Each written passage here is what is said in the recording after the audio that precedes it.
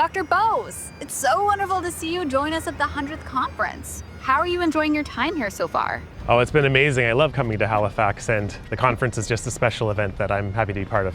I know there's a lot going on right now, but do you mind if I sneak in, say, 25 quick questions? Fire away. It's not every day that I have the chance to speak with the founder of the Skin of Color Dermatology Specialty Clinic.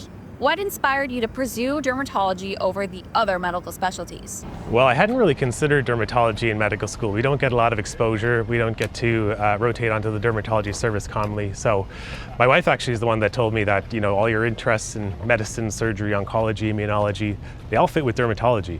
And so I looked into it, I tried some rotations, and I loved it.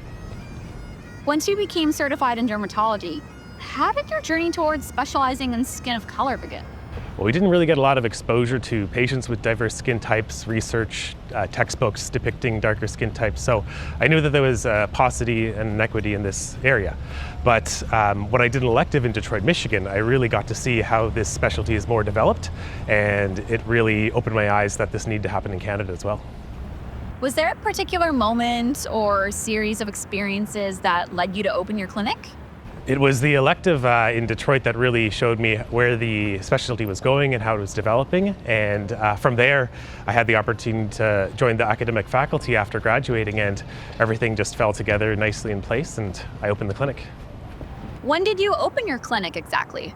December 10th, 2021. I'm curious, how does the Skin of Color Dermatology Clinic differ from a general dermatology practice? And I want answers beyond the surface level only. So in addition to the way that skin rashes can present in diverse skin types, there's a whole plethora of other things to consider. Scarring, dyspigmentation, psychosocial and cultural aspects of disease, social norms. There's a lot of differences. But as well, people come from all different parts of the world and walks of life. They speak different languages, they have different drug coverage than the typical general dermatology patient from Canada. And so these are all areas that are different. Are there any skin conditions that tend to appear more frequently in individuals with skin of color compared to those with lighter skin tone? Oh, there's so many, and we're learning more and more every day. Atopic dermatitis, cutaneous T-cell lymphoma, HS, melasma. There are a lot of conditions that are more common, tougher to treat, or have sequelae that are not really anticipated in darker skin types compared to those of lighter skin types. What about for hair or nail conditions? Well, for hair, scarring alopecia represents a group of conditions that can disproportionately affect those with darker skin types. It's underrepresented, there's delays in access to care, and not a whole lot of guidance for treatment. And so this is a very important area in skin of color dermatology. For nail conditions, the big one is nail melanoma. While it's not more common in darker skin types, the outcomes, the presentation, the mortality are much poorer in those with darker skin types. What aspect of your job has surprised you the most? I think it's been interacting with patients and families from different parts of the globe.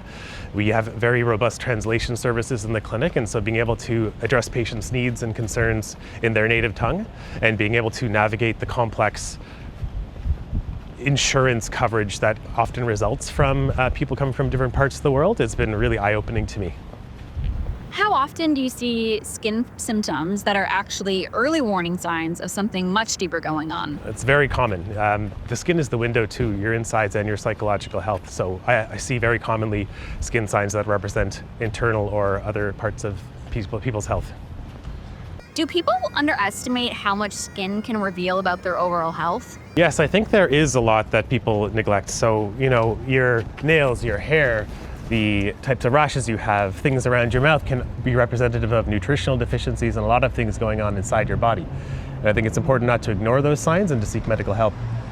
How does your work intersect with other medical specialties such as, say, internal medicine? So I have the benefit of working in a hospital system, an academic institution, so I interact with many different specialties and we help each other out immensely.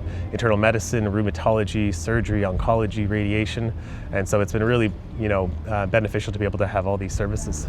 What's one moment that reminded you how deeply your work affects a patient's quality of life? So I think it's one patient comes to mind. They're a patient who had severe psoriasis. They're of South Asian descent, and they had entire head-to-toe psoriasis. It was severe. They weren't able to work. They couldn't care for their family, and they told me that they were likely not able to go on. And thanks to our advances in therapies, we were able to treat him and clear his skin condition. He remains clear today, and that's really, really stood out to me as a way that we can make a difference every day. What keeps this job exciting for you after all these years? I would say that I've only been in practice for a few years, but what keeps it exciting is just the lives that we can touch, the diagnoses that we can make that others can't, and just the way that we're able to address people's whole needs holistically. What are some innovative technologies that have changed the way derms diagnose and treat patients?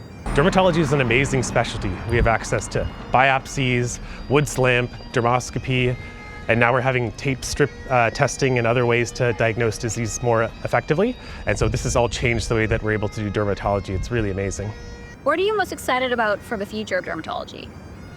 So I think that this would be personalized medicine, being able to show someone's disease, what their phenotype is, the immunology behind it, and choose selected targeted therapies to really address their needs instead of a blanket medication that may or may not work for everyone. Speaking of advancing the field, you've been involved in a number of medical studies. Is there one that stands out to you in particular? So it's a fairly new initiative that we're doing. We've been doing outreach clinics in Iqaluit and Nunavut for a while now, the Division of Dermatology in Ottawa, but I went for the first time in May, and I'm able to do research with these populations and individuals, and I think that this type of research to show and raise awareness of the complex medical needs and dermatologic conditions of individuals in remote and northern areas has been just eye-opening and really, really rewarding. What research area do you believe needs more focus or funding when it comes to skin of color? So I think the big question that is on everyone's mind is coverage. So medications are more expensive, they're numerous, and it's a real strain on the healthcare system. So trying to find ways to get effective therapies that are cost effective is an area that's not really actively being researched and needs to be. If you could star on a medical TV show, what show would that be? That's easy. It's Transplant. It's on Netflix. It's Hamza Haq, who is a Syrian refugee who plays Dr. Bashir Hamad. And so he is an ER doctor, and he just brings all his wealth of knowledge from his Syrian refugee heritage, as well as learning the new medical system. And this really, really is where I would be. And he's also an Ottawa native. He went to Bell High School and graduated from Carleton University. What fuels you outside of medicine that shapes your perspective as a dermatologist? So we all can get very enthralled in our professional lives, and so I think my family and my friends have really kept me grounded, and it's something that I cherish very much, and I can see that need and that importance in my patients, and so trying to bring them back and return them to their personal and family lives has kept me going. Okay, sunscreen or sun protective clothing? Well, so life is not black and white. Very topical for this conversation, but one size doesn't fit all. So you need to have both. You can't have sun protective masks, that's not practical, so you use sunscreen. But I also recommend UV protective clothing for those doing water sports or physical activity instead of reapplying sunscreen. So I would say both, and it matters what the person's going to do and use. In the clinic, do you wear scrubs or a lab coat? I'm surgically inclined, so scrubs all the way. What's been your favorite part of the conference so far? So all the talks, but really connecting with colleagues from across the country, experts in their fields, really amazing individuals that we all work together to have a common goal, and that's the best part of these conferences. What are you looking forward to most by the end of the conference? Lobster roll. I'm so glad and to see you in this beautiful city. Safe travels home to Ottawa. Thank you, it's been a pleasure.